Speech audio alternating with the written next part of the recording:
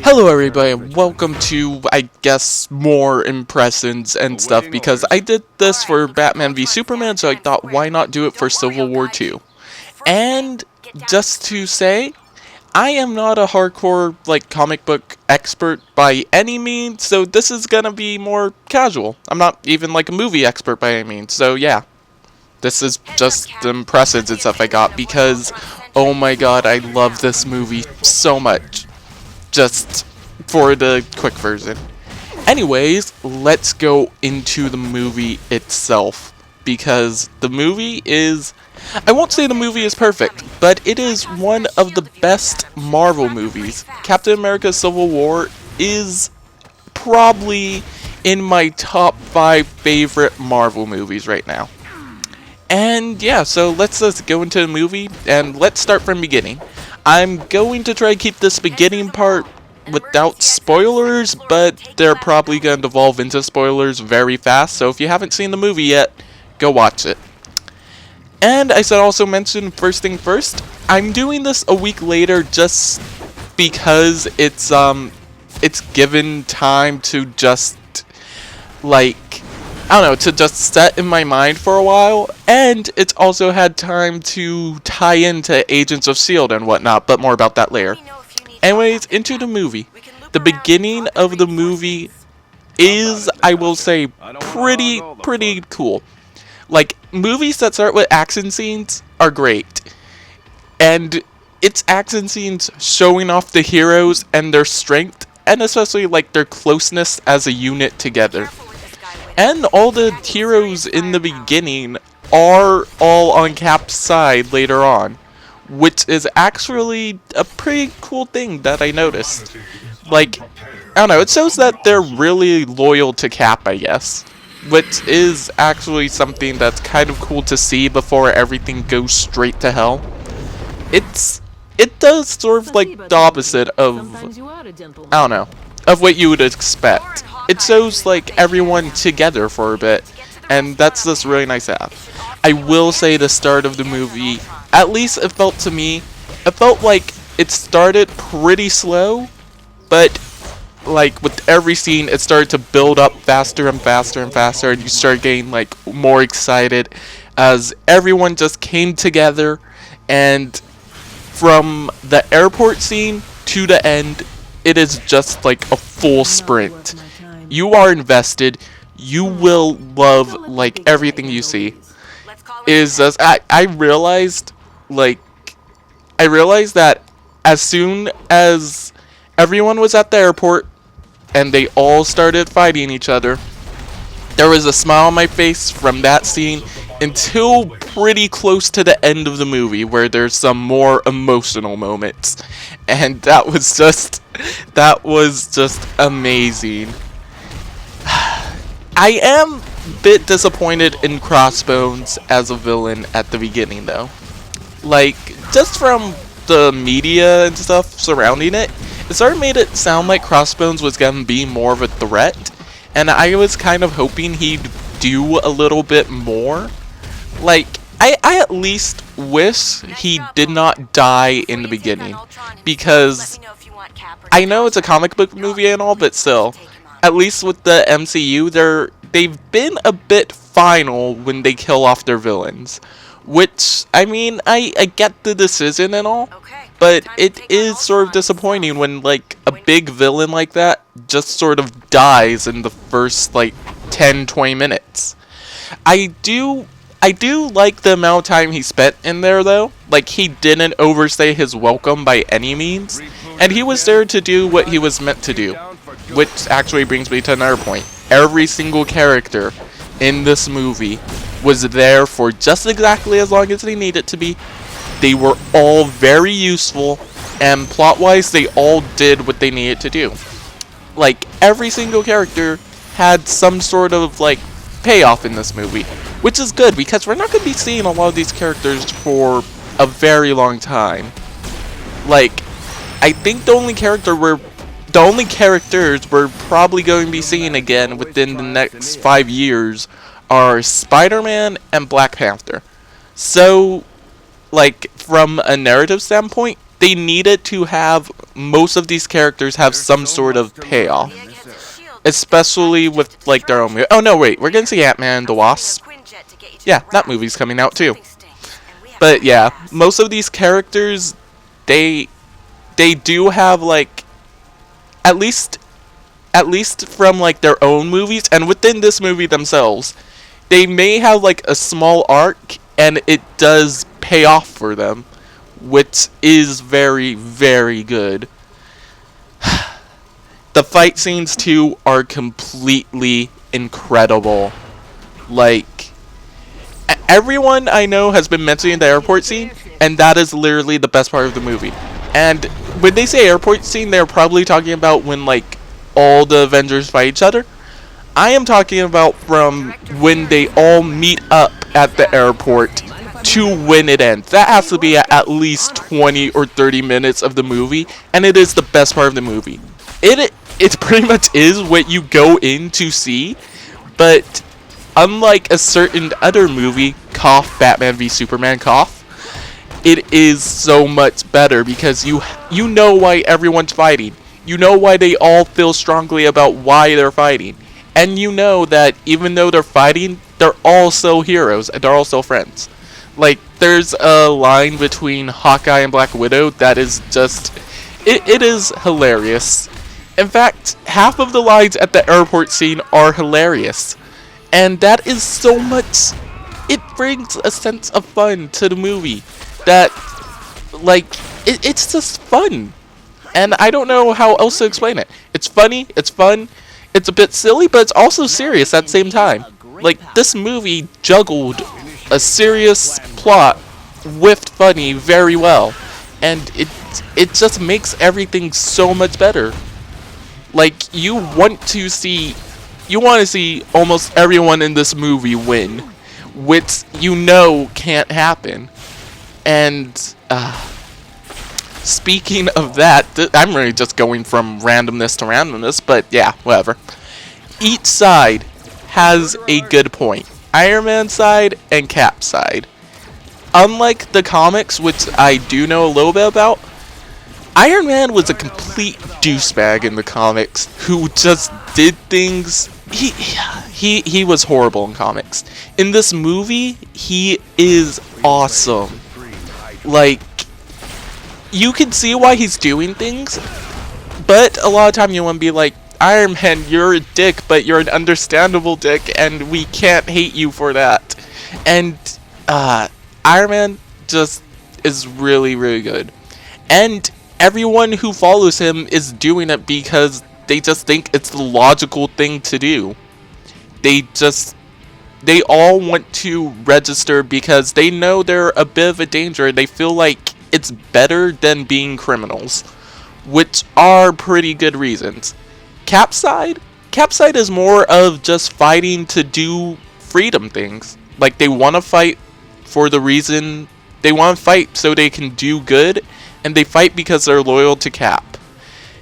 Cap is a lot more, like, personal in this too, especially with Bucky, who the government wants to take. They are just, I don't know, they're very good at being,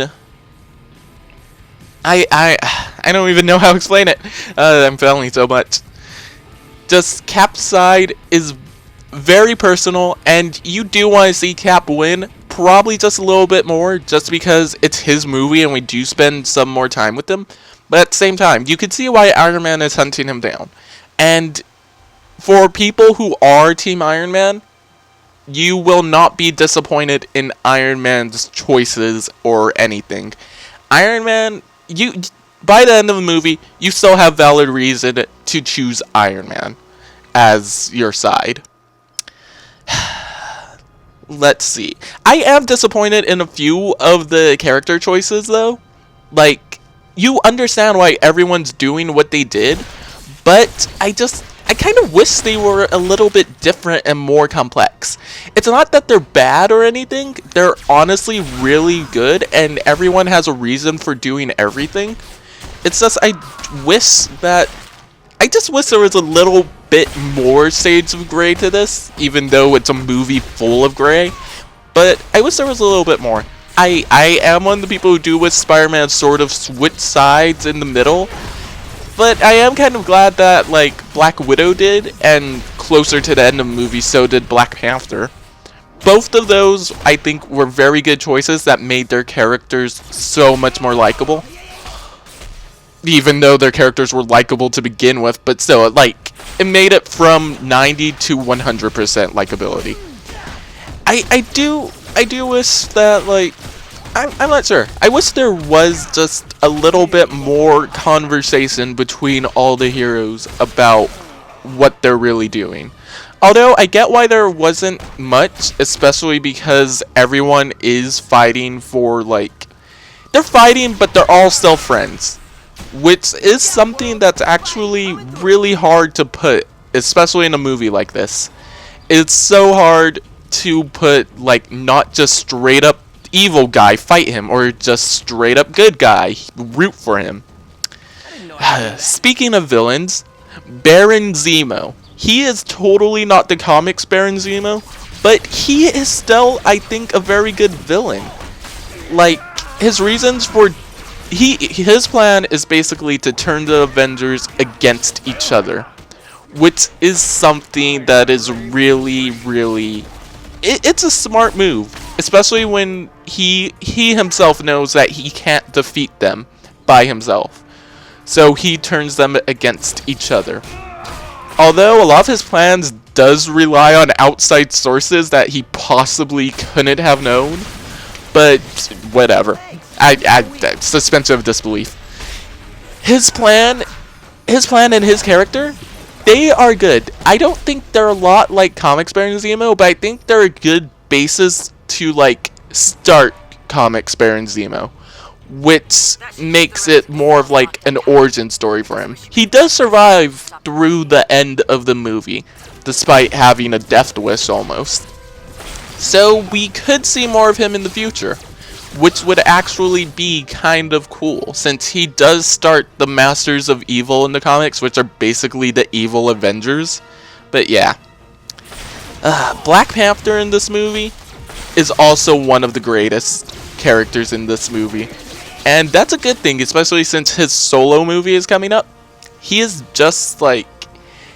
His entire character arc focuses on revenge for his father, who dies early on in the movie. So he wants to kill Winter Soldier, because Winter Soldier is framed for killing his father.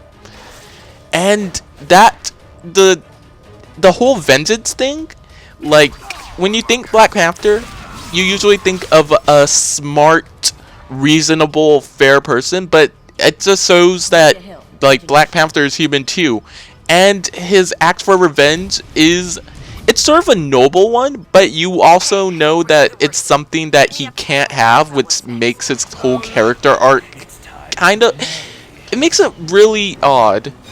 Odd in a good way, though. Like, you want to root for him, but you also want him to not cross that line. And towards the end, when he realizes it himself, that's when I think he becomes one of the greatest characters.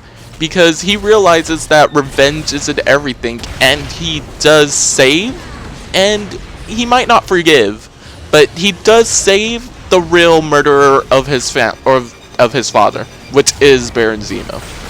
And that is just, I don't know, you can see how he's going to turn into a noble, fair king, who is also a badass warrior, because his fight scenes are just great. Again, the fight scenes in this movie are freaking amazing.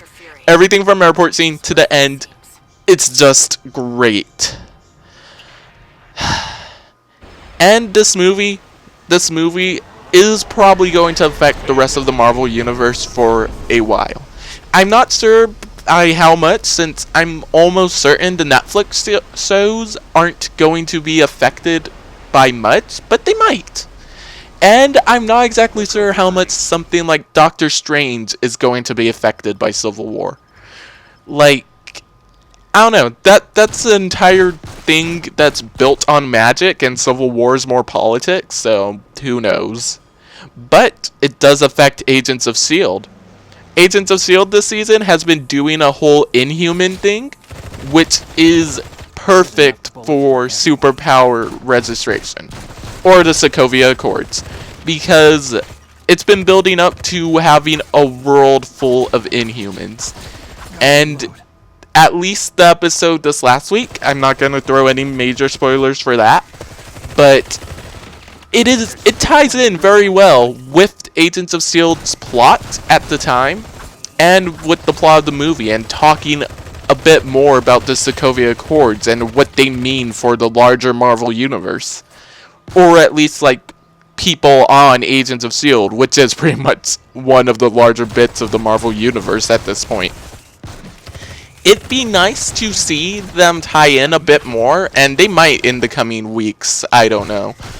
But it is nice to see a tie-in. It's way better than last year, where in Avengers Age of Ultron, basically the only tie-ins S.H.I.E.L.D. had with that was Coulson had the helicarrier that Nick Fury used at the end. And honestly, watching that movie, that question doesn't even pop in your mind. But yeah, that's your answer for it. He had, Agent Coulson had the helicarrier that you see at the end of the movie. Cool. And now for another thing. This, compared to Batman v Superman, I really don't want to compare it, just because the movies, after thinking about it and just thinking about it a bit, the movies I don't think should be compared. Sure, they both have the superhero versus superhero plot, but Batman v Superman did something different. It was trying to set up a whole DC universe, and it was trying to make new additions to character in a different kind of world, in a different kind of setting. I still wouldn't say it's a good movie, because it is just, it's not fun, and the characters don't stay true to the characters. Captain America Civil War, however, it is full of fun, and it is awesome for that. And it's just, all the characters do feel like themselves in Civil War. Like, even with all the differences, like Falcon with his drone thing instead of an actual red Falcon, he still treats it like a pet and everything. And that's just, I don't know, everyone just has a sense of fun in this movie. And the fights, just, if you want to compare the fights between the two, watch Civil War. Again, the fights are great. Civil War does have a lot more characters, but it's also more of bringing them to a close and letting all the new movies and characters take over from this point. Like, again, we have Doctor Strange, Black Panther, and we do have some characters we didn't see in this movie, like Guardians of the Galaxy. But yeah, it's more about just taking all the iconic people we've seen over these past, like, I don't know, 10 years at this point? Almost 10 years? And it's about just taking them and bringing a lot of them to a nice stopping place for a while. Like, at the end of the movie, nobody wins and nobody really loses, but things have changed, and just everyone has come to an arc, and you know what they're gonna do. And it's something that, like, we don't need to immediately see changed or anything. I think Marvel's doing a good job of letting this movie just set a while, and letting these characters just be themselves for a while. I don't know what I'm saying. I don't know if that even makes sense. Anyways, guys, Captain America Civil War is literally one of my favorite movies of this year so far. Just because it's fun, and it's superheroes. And again, the fight scenes are amazing. I don't know if I mentioned that. I really love it. Like, as soon as I can, I'm just gonna watch the airport scene for, like, the next 20 years. I love that scene so much. It is so great. But yeah, this is my thoughts and impressions on Civil War. Just the casual fans, I don't know. This isn't really a review. Or is it? I really don't know. I just wanted to say something because I really love this movie. And I get really passionate about this stuff. So yeah. Anyways, go out and watch Captain America Civil War if you haven't already. I don't think I laid too many spoilers in this thing if you watched it all the way, so it should still be enjoyable. And in fact, even if you do know everything, it is still enjoyable to see it on like the big screen. It is just a really good movie. Definitely see it over Batman v Superman if you have the choice. Batman v Superman will just disappoint. This movie will only shine brightly in your heart forever. And it actually does really make me excited for all the next Marvel movies, especially Spider-Man Homecoming. Spider-Man, he's in the movie for like 30 minutes. He is great in the movie. I really can't say any more than that. He's just awesome. His voice is a little like high, but it's something you get over pretty quickly, especially with his personality and everything. I'm digressing. Anyways, guys, that's gonna be it for now, and I shall see you guys later.